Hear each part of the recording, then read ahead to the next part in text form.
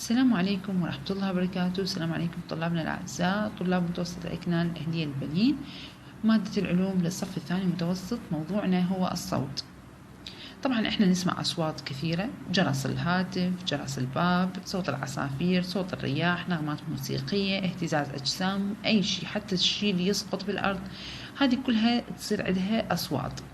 الأصوات تنتقل بالتضاغط والتخلخل، مولد استمرار اهتزاز جسم.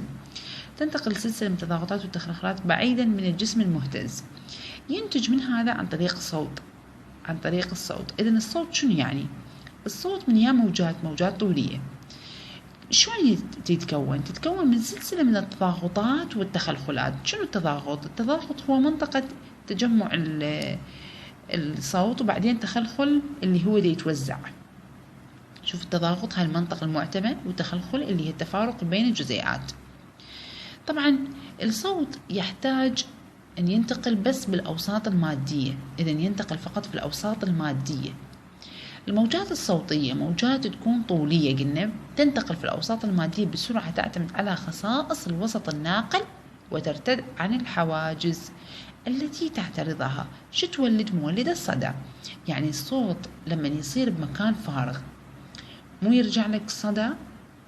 كليتنا هذه شايفيها إذا دخلت بغرفة فارغة ما بها آثاث، لأنه الخشب أو أي مادة راح تمتص الصوت، لكن بحاجز راح يرجع صدى الصوت. هو هذا اللي نقصد عليه، إن انتقال الصوت خلال وسط مادي يحتاج إلى فترة زمنية والنسبة بين المسافة. شو يحتاج إذن؟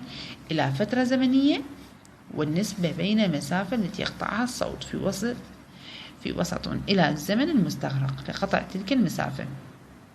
تمثل مقدار سرعة الصوت انتقال الصوت في ذلك الوسط. إذن أقدر أعبر عن قانون مقدار سرعة الصوت: المسافة التي يقطعها الصوت على الزمن المستغرق لقطع تلك المسافة. إذن المسافة نرمز لها بالرمز دي على الزمن تي. إذن S تمثل مقدار السرعة اللي هو مقدار سرعة الصوت، ودي تمثل المسافة، والتي تمثل الزمن. واضح؟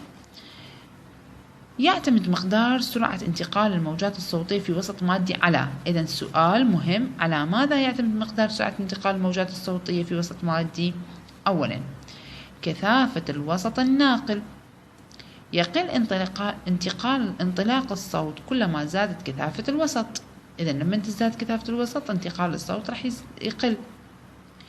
مرونة الوسط هو قابلية المادة على الانضغاط، ويزداد انطلاق الصوت في الأوساط التي لها معامل مرونة كبير. إذن قلنا يعتمد على نقطتين: كثافة الوسط ومرونة الوسط. لكبر معامل المرونة للمواد الصلبة فإن انطلاق الصوت فيها أكبر منه للمواد السائلة، وأكبر من منه للغازات. يختلف انطلاق الصوت في الهواء باختلاف درجة الحرارة، حيث أن انطلاق الصوت في الهواء يزداد بمعدل 0.6 متر على ثانية لكل درجة سيليزية. انتبهوا على النقطة. واحدة نتيجة لزيادة حركة جزيئات الهواء. درجة الحرارة لما تزداد حركة جزيئات شبيهة تزداد. العلاقة بين مقدار سرعة الصوت يعني انطلاقه في الهواء وارتفاع درجة الحرارة شو تكون؟ الأس شو تساوي؟ 331 زائد 0.6 تي درجة الحرارة، حيث أن 331 شو تمثل؟ يمثل انطلاق الصوت في درجة حرارة الصفر سيليزية، والتي تمثل درجة الحرارة بالدرجة السيليزية. احسب، راح نجي نطبق هذا الكلام على القانون هذا حفظ على سؤال. احسب مقدار انطلاق الصوت عند درجة حرارة 30 درجة سيليزية. انتبهوا ماما، أنا عندي القانون شو يقول؟ S يساوي 331 زائد 0.6 تي درجة الحرارة. أنا ايش قد انطيتك درجة الحرارة؟ 30. أضرب درجة الحرارة في 0.6 في 30 وننزل 331 زائد، نضرب، نكمل ناتج الضرب، بعدين نجمع ونطلع الأس اللي هو مقدار انطلاق الصوت. واضح ماما؟ إذا نحفظ المعادلة ونطبقها مباشرة في التمرين. نجي على انعكاس الموجات الصوتية. الموجات الصوتية عندما تصل إلى حاجز كالبنايات أو جبل فإنها ترتد عنه، يعني تنعكس إلى نفس الوسط. هذه الخاصية أو الظاهرة شو نسميها؟ نسميها بالانعكاس.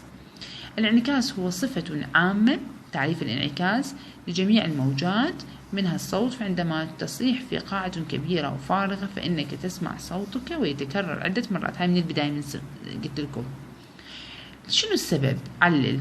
ما هو السبب؟ بسبب ارتداده وانعكاسه عن الجدران، وتدعى هذه الظاهرة بالصدى.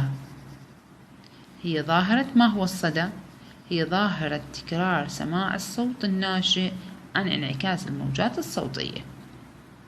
يحدث الصدى عند توفر شرطان مهم حفظ.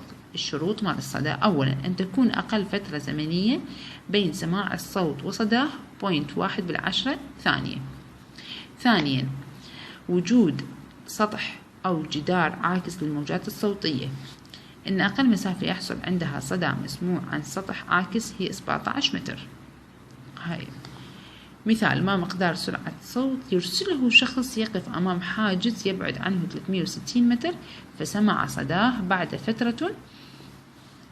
قلنا مقدار أمام حاجز يبعد عنه 360 متر فسمع صداه بعد فترة زمنية اللي هي 25.